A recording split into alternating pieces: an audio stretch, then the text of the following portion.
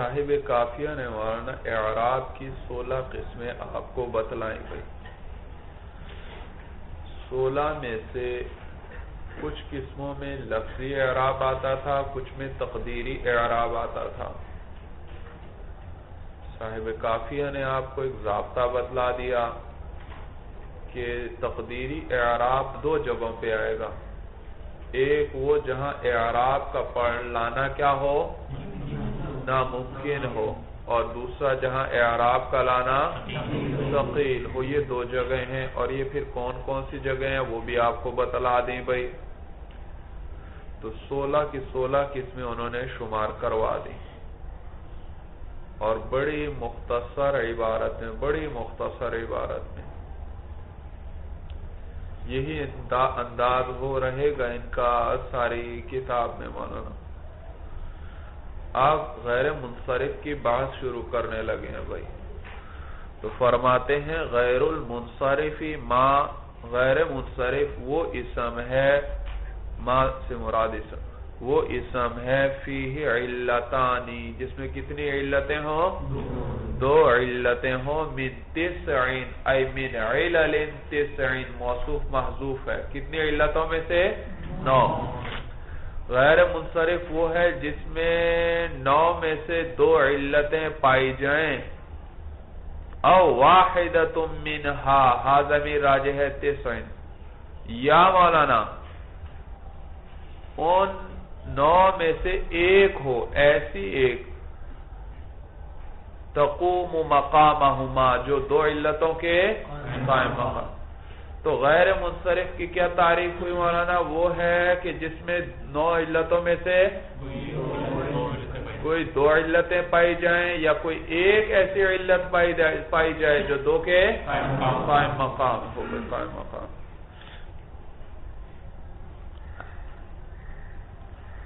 وہی، اور وہ یہ ہے مولانا شعر کی صورت میں ذکر کریں گے. عدل و وصف و تانیث و معرفہ و عجمت ثم جمع ثم ترکیب والنون زائدتا من قبلها الف ووزن فعل وهذا القول تقریب. اشعار کی صورت میں وہی. تو وہ 9 علتیں یہ ہیں. نمبر 1 عدل ہے، نمبر 2 وصف ہے، تانیث ہے مولانا، پھر معرفہ ہے، عجمہ ہے، ثم جمع، پھر کیا ہے، جمع ہے. بھئی باقیوں میں وہ ذکر کیا، جمع سے پہلے ثم، ترکیب سے بھی پہلے ثم. بھئی یہ ثم یہاں پر صرف وزن شعری کی وجہ سے لائے، اور کوئی وجہ اس کی نہیں. اگر وہ لاتے وجمع و ترکیب تو شعر کا وزن نہیں برابر ہوتا تھا، تو لہذا وہ واو کے بجائے کیا لے آئے، ثم لے آئے، اور کوئی وجہ نہیں اس کے لانے کی. بھائی سمجھ میں آئے؟ اشعار کے اوزان ہوتے ہیں مولانا، باقاعدہ اوزان. انشاءاللہ آپ جو اگلے درجوں میں پڑھیں گے تو اس وزن اگر وہ لاتے تو پھر وہ وزن برقرار نہ رہتا. بھائی سمجھ میں آیا؟ خاص اوزان ہوتے ہیں، ترنم ہوتا ہے مولانا، ان میں خاص روانگی اور ترنم ہوتا ہے. اگر ایک لفظ ادھر ادھر ہو جائے تو سارا وزن ٹوٹ جاتا ہے اور شعر خراب ہو جاتا ہے.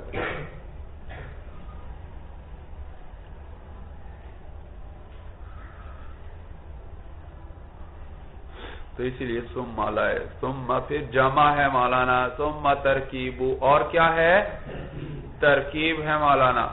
والنون، اور نون ہے زائدتاً، اس حال میں کہ زائدہ ہو. زائدہ کیا بن رہا ہے؟ نون سے حال بن رہا ہے، نون سے حال. اور نون حرف ہے، اور حرف کیا ہے، مذکر مؤنث. کیا ہے بھائی؟ دونوں طرح استعمال ہوتا ہے، دونوں طرح، تو زیادہ مؤنث استعمال ہوتے ہیں.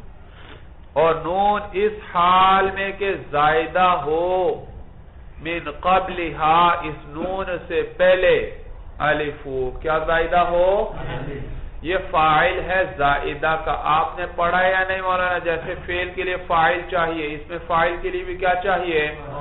فاعل. تو زائدہ کون سا صیغہ ہے؟ اس میں فاعل مؤنث کا صیغہ ہے، تو لہذا اس کے لیے بھی کیا چاہیے؟ فاعل. اور وہ فاعل کیا ہے؟ الف. بھائی ضربہ زید، ضربہ کے لیے کیا چاہیے؟ فاعل چاہیے، کیونکہ کوئی نہ کوئی ضرب لگانے والا چاہیے. تو ضاربن کے لیے بھی کیا چاہیے؟ فاعل. کوئی نہ کوئی ضارب ہونا چاہیے. مضروب کے لیے کیا چاہیے؟ ہمیشہ نائب فاعل. کوئی نہ کوئی مضروب ہوگا تو وہ اس کے اندر عموماً ضمیر ہوتی ہے. عموماً اس میں فاعل میں کیا ہوتی ہے؟ ضمیر. لیکن کبھی کبھار وہ فاعل آگے ظاہر بھی ہو جاتا ہے، جیسے یہاں مولانا زائدتن کے اندر اب ضمیر نہیں، کیونکہ آگے الف اس کا فاعل آ رہا ہے بھائی. اور نون اس حال میں کہ وہ زائدہ ہو اس سے پہلے الف بھائی. اس سے پہلے کیا زائدہ ہو؟ سمجھ میں آیا بھائی؟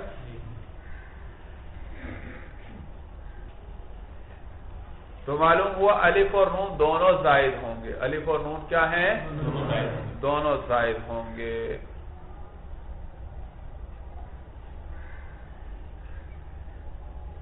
مثلا آپ کہتے ہیں، آپ کیا کہتے ہیں؟ مثلا جاءنی زید راکبا من قبلہ اخوہ. کیا کہتے ہیں؟ آیا میرے پاس زید اس حال میں کہ سوار تھا اس سے پہلے اس کا بھائی. جاءنی زید، آیا میرے پاس زید راکبا اس حال میں کہ سوار تھا. کون سوار تھا؟ فاعل آگے آ رہا ہے. سوار تھا اس سے پہلے، زید سے پہلے کون سوار تھا؟ اخوہ، زید کا. تو یہ کلام دلالت کرتا ہے کہ سوار ہونے کے اندر دونوں شریک ہیں بھائی. البتہ اس کا بھائی اس سے پہلے آیا ہے. سوار ہونے میں کیا ہیں؟ دونوں شریک ہیں، البتہ اس کا بھائی اس سے پہلے. تو یہاں بھی بعین ہی اسی قسم کی عبارت ہے کہ نون اس حال میں کہ زائدہ ہو اس سے پہلے کیا؟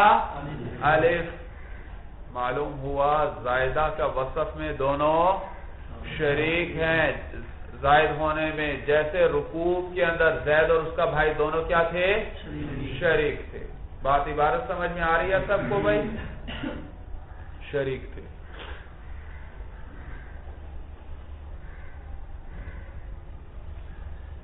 اچھا ایک اور بات بھی آپ کو بتلا دوں بھئی. یہ زائدتن کو میں نے کیا بنایا؟ حال بنایا. کس سے بنایا؟ نون سے. سمجھ میں آیا؟ نون سے حال بنا. آپ چاہیں تو اس کو صفت بنا دیں نون کے لیے. والنون زائدتن، والنون زائدتن. اس پہ اشکال آپ کے ذہن میں آئے گا کہ بھئی النون معرفہ ہے اور زائدہ کیا ہے؟ زید و موصوف صفت میں تعریف و تنکیر میں مطابقت نہیں. بھئی میں نے آپ کو الف لام کی قسمیں لکھوائی تھی، یاد ہے کچھ؟ اس میں ایک الف لام عہد ذہنی کا بھی آیا تھا، اور وہ میں نے بتایا تھا لفظوں کے اعتبار سے معرفہ ہوتا ہے لیکن معنی کے اعتبار سے نکرہ ہوتا ہے. تو اگر اس النون پر ہم الف لام عہد ذہنی مراد لے لیں تو لفظوں کے اعتبار سے تو یہ معرفہ ہے لیکن معنی کے اعتبار سے. اور صفت میں ہم نے معنی کی رعایت رکھ لی بھائی. صفت میں کس کی رعایت رکھ لی؟ کبھی ایسا بھی ہوتا ہے آدمی میں معنی کی رعایت رکھ لی جاتی ہے. سمجھ میں آیا؟ تو اس کو صفت بنانا بھی جائز بھائی. تو چاہے صفت بنا دیں پھر بھی فاعل الف بنے گا. تو صفت آپ نے پڑھی ہے دو قسم پر ہے مولانا. ایک صفت بحال ہی اور ایک صفت بحال جی. رجل قائم، کیا معنی؟ ایسا آدمی جو کھڑا ہے. تو بتاؤ یہ قیام کس کے اندر ہے؟ اس کے ساتھ کون متصف ہو رہا ہے؟ رجل. لیکن میں کہتا ہوں رجل قائم ابوہ، یہ ابوہ قائم کے لیے کیا آ گیا؟ فاعل آ گیا. کیا آ گیا؟ اس کو رفع کس نے دیا؟ قائم نے. کس نے؟ قائم نے. تو اب دیکھو ایسا آدمی قائم کہ کھڑا ہے ابوہ اس کا باپ، کھڑا ہے اس کا، یہ کیا ہوئی؟ صفت بحال. دیکھو لفظوں میں صفت قائم صفت ہے رجل کی، اور معنی کے اعتبار سے کس کی صفت ہے؟ اس کے باپ کی. قیام رجل میں پایا جا رہا ہے یا اس کے باپ میں کے ساتھ اس کا باپ اس سے متصف ہو رہا ہے؟ سمجھ میں آیا؟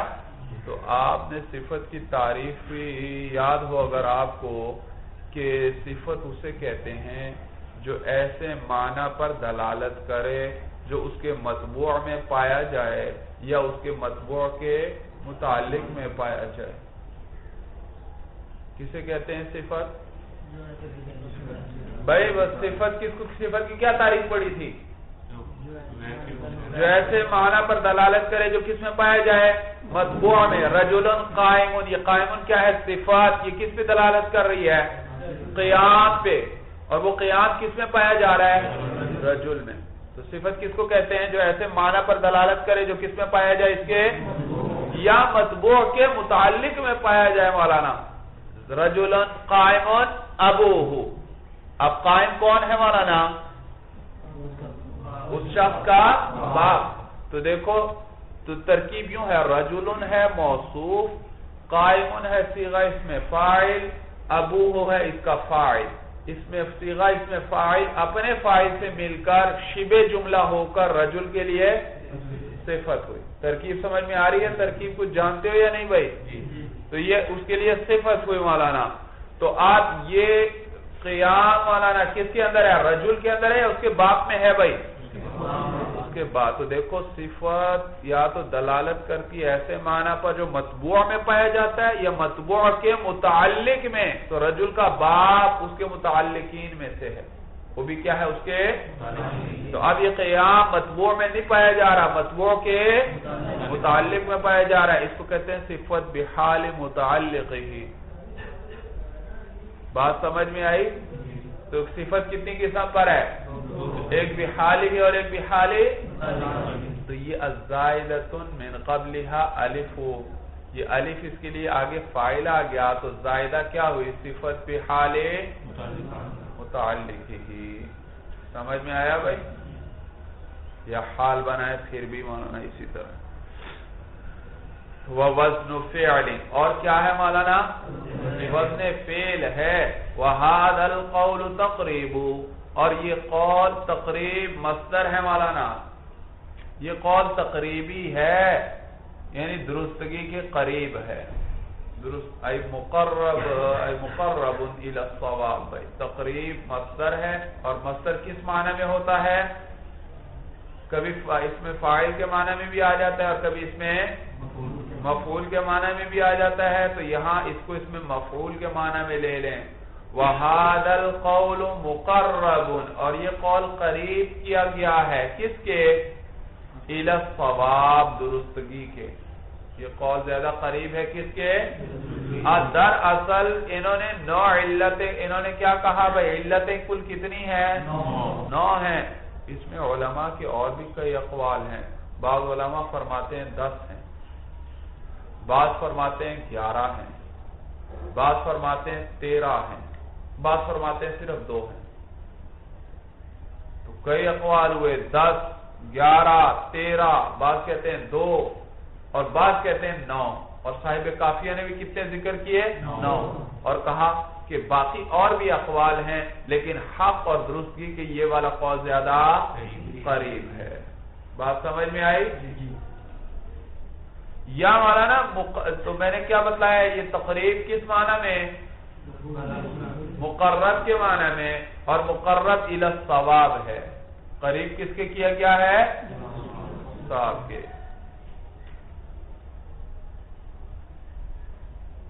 یا یہ مولانا یہ قول مقرب الی الاذہان ہے، ذہنوں کے قریب کیا گیا ہے یاد کرنے میں.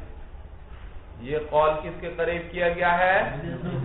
ذہن کے زیادہ قریب ہے. کیا معنی ذہن کے زیادہ قریب ہے؟ کہتے ہیں اس کو یاد کرنا آسان ہے. اس کو کیوں یاد کرنا آسان ہے؟ کیا خاص بات ہے اس میں؟ کہتے ہیں بھئی یہ شعر کی صورت میں ہے، اور شعر کیا ہوتے ہیں؟ آدمی کو جلدی یاد ہو جاتے ہیں، جلدی یاد ہو جاتے ہیں. بات سمجھ میں آئی بھائی؟ اور دیر یاد رہتے ہیں مولانا. تو اس کو یہ جو ہم نے 9 علتیں ذکر کی یہ شعر کی صورت میں ہیں، تو لہذا یہ ذہنوں کے زیادہ قریب ہوئی یاد کرنے میں بھائی. تو مقرب الی الاذہان ہے فی الحفظ. مولانا سمجھ میں آیا بھائی؟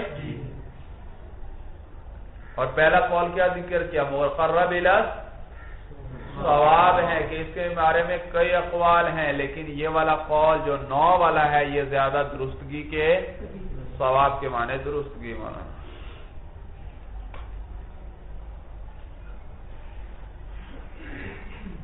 اچھا جی، اس کے بعد مثالیں ذکر کر رہے ہیں. بھئی یہ شعر آپ لوگوں نے یاد کرنے، کل میں سنوں گا سب سے بڑی مثل عمر و احمر. جی سب کی ترتیب سے مثالیں ذکر کر رہے ہیں. عمر یہ کس کی مثال ہے؟ عدل کی. تو ایک تو اس میں عدل ہوا، دوسرا علمیت غیر منصرف. و احمر یہ کس کی مثال ہے؟ وصف کی. اور دوسری علت کیا ہے اس کے اندر؟ وزن فعل. مولانا اکرم کا وزن ہے، شاباش. وطلحۃ یہ کس کی مثال ہے؟ تانیث کی. اور پھر آپ نے پڑھا تانیث 2 قسم پر ہے، ایک تانیث لفظی ہے اور ایک تانیث معنوی ہے. تانیث لفظی کی کتنی چیزوں کے ساتھ آتی ہے؟ جی 3 چیزیں ہیں بھائی، 3، چاہے انہیں کو 4 بھی بنا لیتے ہیں. اور کس 3 چیزیں کون کون سی ہیں؟ تا ہے، الف مقصورہ ہے اور الف. تو یہ 3 چیزیں ہوئی مولانا. سمجھ میں آیا؟ تو طلحہ کے اندر یہ تانیث لفظی آ گئی، تا آ گئی مولانا. اور زینب یہ کس کی مثال ہے؟ تانیث. تو تانیث کی 2 مثالیں ذکر کی، ایک تانیث لفظی کی اور دوسری تانیث معنوی کی بھائی. تو طلحہ میں کون کون سے 2 سبب ہوئے؟ تانیث اور علمیت. اور زینب میں تانیث معنوی اور جی. تو طلحہ میں تانیث لفظی اور علمیت، اور زینب میں تانیث معنوی اور علمیت. و ابراہیم یہ کس کی مثال ہے بھائی؟ بھائی پیچھے دیکھو، عدل کی مثال عمر، وصف کی مثال احمر، تانیث کی 2 مثالیں طلحہ اور زینب. اس کے بعد کیا آیا؟ معرفہ. معرفہ کی مثال انہوں نے کیوں نہیں ذکر کی؟ معرفہ سے کیا مراد ہے؟ علمیت. معرفہ کی کئی اسباب ہیں، ان میں سے صرف علمیت مراد ہے. بھئی اس کو علیحدہ اس لیے ذکر نہیں کیا کہ ہر ایک کے ضمن میں علم خود بخود آ رہا ہے مولانا. سمجھ میں آیا؟ اس کو علیحدہ ذکر نہیں کیا بھئی. وَمَسَاجِدَ یہ کس کی مثال ہے؟ جمع کی. یہ جمع منتہى الجموع کا صیغہ ہے. اس میں دوسرا سبب کیا ہے مولانا؟ شاباش. یہ خود ہی علت قائم مقام کتنے کے ہے؟ 2 کے. وَمَعْدِي قَرِب یہ کیا ہے؟ ترکیب ہے مولانا. شاباش. 2 اسموں کو سمجھ ہے. تو ترکیب اور عالمیت ہے. وعمران یہ کیا ہے؟ شاباش. الف نون زائدہ تان. دوسرا سبب کیا ہے؟ عالمیت. واحمد وزن فعل اور عالمیت. تو سب کی مثالیں بھی انہوں نے ذکر کر دی بھائی. بات سب کو سمجھ میں آئی بھائی؟ وَحُكْمُهُ اللہ کسرت ولا تنوین. اور حکم اس کا یہ ہے کہ اس پر نہ کسرہ آئے گا اور نہ تنوین. بھئی غیر منصرف کی تعریف کر دی کہ جس کے اندر 2 علتیں پائی جائیں یا ایک قائم مقام 2 کے ہو 9 علتوں میں سے. اب اس کا اور پھر ہر اس کے وہ کون سی 9 علتیں وہ شعر میں بیان کر دی. پھر ہر ایک کی مثال ذکر کر دی. اب اس کا حکم بیان کرنے لگے ہیں کہ اس کا حکم یہ ہے کہ اس پر کسرہ بھی نہیں آتا اور تنوین بھی نہیں آتی بھائی، تنوین بھی نہیں. اللہ کسرت، بھائی آپ پڑھ سکتے ہیں جاءنی احمدن جی، کیوں؟ کیونکہ غیر منصرف ہے اور غیر منصرف پر تنوین نہیں آتی. آپ کہہ سکتے ہیں مررت باحمدین، تنوین نہیں آئے گی، پھر کیا پڑھیں گے باحمدی باحمدہ، اس پہ کسرہ بھی نہیں آتا. تو لا کسرت ولا تنوین، یہ عبارت مولانا لا حول ولا قوت الا باللہ کی طرح ہے. جیسے وہاں 5 وجہیں پڑھنا جائز تھا، یہاں بھی 5 وجہیں پڑھنا جائز. بھائی سمجھ میں آیا؟ اللہ کسرت ولا تنوین، تو لا کسرت ولا تنوین وغیرہ 5 صورتیں بن جاتی ہیں.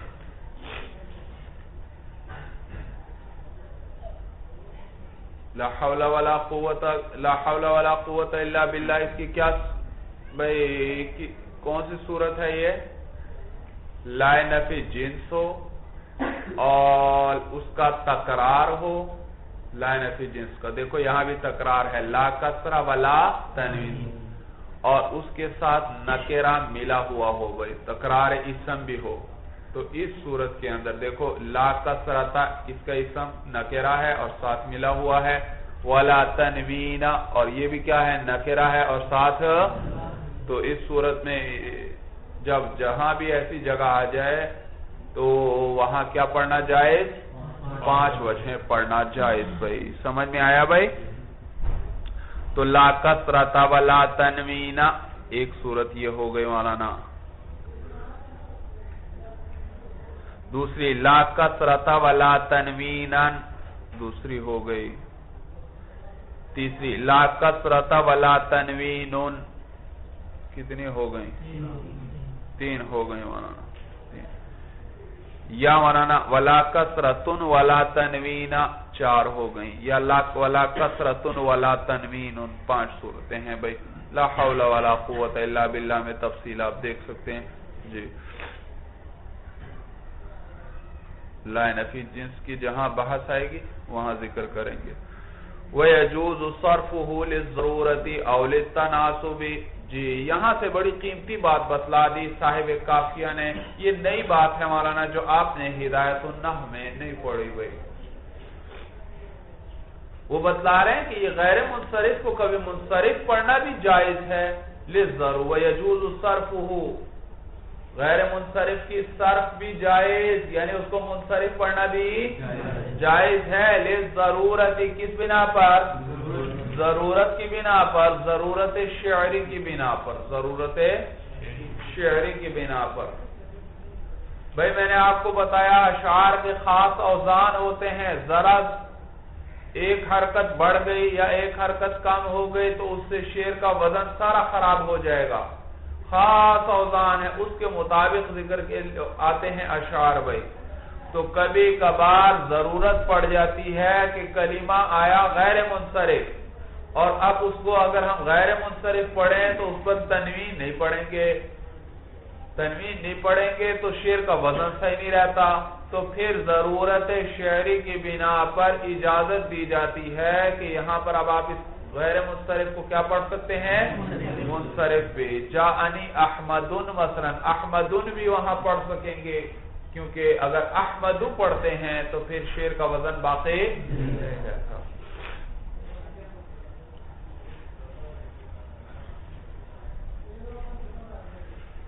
سمجھ میں آیا؟ تو اشعار کے اندر مولانا بہت سی ایسے امور کی اجازت ہے کرنے کی، ایسے امور کا کرنا جائز ہے جن کا عام کلام میں وہ طریقہ اختیار کرنا صحیح نہیں. انہی میں سے ایک یہ ہے مولانا کہ اشعار میں غیر منصرف کو آپ کیا پڑھ سکتے ہیں ضرورت کی بنا پر، لیکن عام کلام کے اندر ایسا نہیں ہو سکتا. سمجھ میں آیا؟ تو ضرورت پیش آ گئی، اور الضرورت ترد الاشیاء الى اصولها، ضرورت چیزوں کو ان کی اصل کی طرف لوٹا دیتی ہے. بھائی تو یاد رکھو مولانا غیر منصرف کو تو منصرف پڑھنا جائز ہے، لیکن منصرف کو ضرورت شعری کی بنا پر غیر منصرف پڑھنا جائز کیوں؟ کیونکہ اسم میں اصل کیا ہے؟ منصرف ہونا یا غیر منصرف ہونا؟ منصرف ہونا، تو غیر منصرف ہونا خلاف الاصل ہوا، تو اس خلاف الاصل سے آپ اصل کی طرف تو لوٹ سکتے ہیں ضرورت کی بنا پر، تو اس پر تنوین پڑھ دیں گے بھائی۔ لیکن اگر اصل ہے کیا؟ منصرف، وہ ہے کلمہ ہے منصرف، اور ضرورت کی بنا پر آپ اس کو کیا پڑھنا چاہتے ہیں؟ تو وہ اصل ہے، تو ضرورت کی وجہ سے اصل کی طرف لوٹایا جاتا ہے، نہ کہ غیر اصل کی طرف۔ یہ بات یاد رہے گی بھائی؟ وَيَجُوزُ صَرْفُهُ لِلضَّرُورَةِ، اور جائز ہے منصرف پڑھنا غیر منصرف کا، لِلضَّرُورَةِ کس کی وجہ سے؟ ضرورت شعری کی بنا پر، اَوْ لِلتَّنَاسُبِ یا مناسبت کی بنا پر بھائی۔ کس کی بنا پر؟ اچھا بھائی، کبھی کبھار غیر منصرف کی منصرف کے ساتھ مناسبت آ جاتی ہے، جس کی وجہ سے اس غیر منصرف کو بھی کیا پڑھ دیا جاتا ہے؟ منصرف۔ مناسبت کا کیا معنی بھائی؟ یعنی اس کے پڑوس میں آ جاتا ہے، اور منصرف پر تو ہم تنوین پڑھتے ہیں، اور منصرف پر تنوین پڑھی اور اس کے پڑوس میں کیا آ رہا ہے؟ غیر منصرف، تو اس کی مناسبت آگے منصرف کے ساتھ اس کے پڑوس میں ہوا، تو جب اس پر تنوین پڑھی تو اس غیر منصرف پر بھی کیا پڑھ دی؟ تنوین پڑھ دی۔ بات سمجھ میں آ رہی ہے بھائی؟ دیکھو قرآن مثل سلاسل و اغلال، سلاسل و اغلال یہ قرآن میں آیا ہے مولانا۔ اب اغلالن یہ منصرف ہے مولانا، اس پر کیا آ رہی ہے؟ تنوین۔ اشکال ہوتا ہے سلاسلہ، یہ تو مساجدہ فواعلہ جی، تو یہ وزن سوری بن گیا مولانا، سمجھ میں آیا؟ کس کی صورت بن گئی؟ جمع منتہی الجموع کا صیغہ ہے، اور جمع منتہی الجموع کیا ہے؟ یہ تو دو علتوں کے قائم مقام، تو اس کو غیر منصرف ہونا چاہیے، اس پر تنوین نہیں آنی چاہیے، سلاسلہ و اغلالن ہونا چاہیے بھائی، لیکن یہاں اس کو منصرف بنایا گیا، کس کی وجہ سے؟ مناسبت کی وجہ سے۔ اس کی مناسبت ہے اغلالن کے ساتھ، مناسبت سے کیا مراد ہے مولانا؟ اس کے پڑوس میں آ گیا، کس میں آ گیا؟ تو السلاسلہ کس کے پڑوس میں ہے؟ اغلالن کے، اور اغلالن کیا ہے؟ منصرف، اور اس پر کیا پڑھنا جائز؟ تنوین، تو اس کے ساتھ پڑوس میں آیا، اس سے مناسبت ہو گئی، تو اس پر بھی کیا پڑھ دی گئی؟ تنوین بھائی۔ بات سمجھ میں آئی سب کو؟ مثل سلاسل و اغلال، بھائی غیر منصرف کی تعریف بھی ہوئی، نوع علتیں بھی بیان ہوئی، ان کی مثالیں بھی گزر گئیں، اس کا حکم بھی گزر گیا۔ حکم کیا گزرا؟ کہ غیر منصرف پر کسرہ اور تنوین، البتہ ضرورت شعری کی بنا پر اور اسی طرح مناسبت کی بنا پر غیر منصرف کو منصرف پڑھنا بھی جائز ہے۔ ساری باتیں گزر گئیں۔ اب درمیان میں بھئی وہاں آیا تھا کیا کہ کبھی کبھار ایک تعریف میں ایک علت قائم مقام ہوتی ہے، کتنوں کے؟ دو کے۔ وہ کون کون سی ہیں؟ تو صاحب کافیہ وہ بتلانا چاہتے ہیں، کہتے ہیں وَمَا يَقُومُ مَقَامَهُمَا، اور وہ جو علت جو قائم مقام دو علتوں کے ہوتی ہے وہ کیا ہے؟ وہ دو ہے مولانا۔ الجمع، ایک کیا ہے؟ جمع ہونا، یعنی منتہی الجموع کا صیغہ، یہ کس کے قائم مقام ہے؟ دو علت۔ وَأَلِفَ التَّانِیث، اصل میں تھا الفان التانیث، تسنیہ ہے نا؟ تانیث کی کتنے الف ہیں؟ دو، ایک الف ممدودہ اور دوسرا الف مقصورہ، تو یہاں پر نون اضافت کی وجہ سے گر گیا، تو پھر کیا پڑھیں گے اس کو؟ الف التانیث بھائی، الف التانیث، الف گر جائے گا مولانا التقاء ساکنین کی وجہ سے بھائی، التقاء ساکنین کی وجہ سے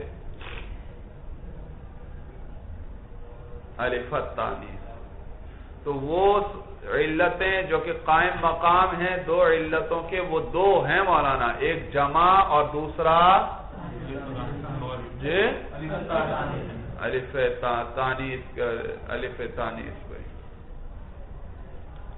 اچھا بھائی اعراب تو بتاؤ ذرا، الجمع اس کا اعراب کیا ہے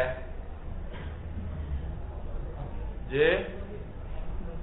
مرفوع ہے، اور وَأَلِفَ التَّانِیث اس کا عطف بھی جمع پر ہو رہا ہے، معلوم ہوا یہ بھی کیا ہے، یہ بھی مرفوع ہے، یہ بھی مرفوع ہے بھائی۔ پھر آپ نے پڑھا ہے اعراب تین قسم پر ہے، لفظی ہوگا یا تقدیری ہوگا یا محلن ہوگا بھائی۔ لفظی اعراب جاءنی زید رأیت زیدا مررت بی، تقدیری اعراب جاءنی موسیٰ رأیت موسیٰ مررت بی موسیٰ، اور محلن اعراب یہ مبنی میں آیا کرتا ہے، جاءنی ہؤلائی رأیت ہؤلائی مررت بی ہؤلائی۔ یہ بات بھی پتہ ہے آپ کو؟ اب آپ مجھے بتائیے الف التانیث بھائی۔ اچھا تو الجمع اس کا اعراب لفظاً ہے یا تقدیراً ہے؟ لفظاً ہے۔ وہ الف التانیث یہ کیا ہوگا مولانا جی؟ الف 16 قسموں میں کیا ہے مجھے یہ بتاؤ؟ تثنیہ ہے، اور تثنیہ کا اعراب کیا آتا ہے حالت رفعی میں، حالت نصبی جری میں؟ تو وہ لفظی ہے یا تقدیری ہے؟ لفظی ہے۔ تو بتائیے یہاں کیا اعراب ہوا بھائی جی؟ کیوں؟ جملہ کہاں ہے بھائی؟ جملہ کہاں سے؟ تانیث کے دو الف مضاف مضاف الیہ ہیں،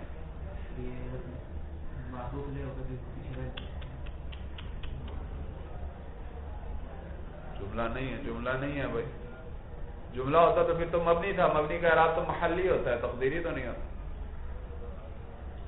تانیث کے دو قائم مقام کون ہے؟ نمبر 1 جمع، نمبر 2 تانیث کے دو، یہی ترجمہ بنتا ہے نا، جملہ تو نہیں ہے پورا جی۔ یاد رکھو یہ اعراب الفا کا تقدیری ہوگا، کیا ہوگا؟ تقدیری ہوگا بھائی۔ بھائی کیسے تقدیری ہوگا؟ یہ تو تثنیہ والا اعراب ہے، کہتے ہیں بھائی یہ وہ قسم ہے جو اعراب میں ذکر نہیں کی انہوں نے، قلیل ہے اس لیے اس کو ذکر نہیں، یا انہی میں سے کسی ایک میں ہم داخل کر لیں گے تعویل کر کے، اسی تقدیری کی صورت میں کیا کر لیں گے بھئی؟ یہ تقدیری کیوں ہے بھئی؟ تقدیری اس لیے تثنیہ کا اعراب حالت رفعی میں کس کے ساتھ آتا ہے؟ میں پڑھ رہا ہوں الف التانیث، وہ الف ہے یا گر چکا ہے؟ تو اس پہ تلفظ ہو رہا ہے، تو یہ تلفظ نہیں تو اعراب ہے، لفظی نہیں تو معلوم ہو یہ کون سا اعراب ہے؟ تقدیری اعراب۔ سمجھ میں ہے؟ لفظی اعراب تو وہ جس پہ آپ تلفظ کرتے ہیں، رفع پر یا الف پر یا واو پر۔ یہ اسی طرح ہے مولانا، مثلا کیا مثال بنائیں؟ جاءنی اخو الحسن، جاءنی اخو الحسن، بھئی یہ اخ کا اعراب یہاں تقدیری ہے، اسماء ستہ مکبرہ میں سے ہے، لیکن یہ اعراب اس کا تقدیری ہے یہاں۔ کیوں؟ کیونکہ حالت رفعی میں کس کے ساتھ آتا ہے؟ واو کے ساتھ، اور میں پڑھ آگے الف لام آ گیا تو کیا پڑھیں گے؟ اخو الحسن۔ اب وہ واو میں پڑھ رہا ہوں یا وہ واو اجتماع ساکنین کی وجہ سے گر چکا ہے؟ گر چکا ہے، تو بھئی اعراب پر تو آپ تلفظ کر ہی نہیں رہے، تو معلوم ہو اعراب لفظی نہیں بلکہ اعراب کیا ہے؟ تقدیری ہے۔ صورت سب کو سمجھ میں آ گئی؟ چلیے مولانا ھذا هو المرام، واللہ اعلم بحقیقت الکلام۔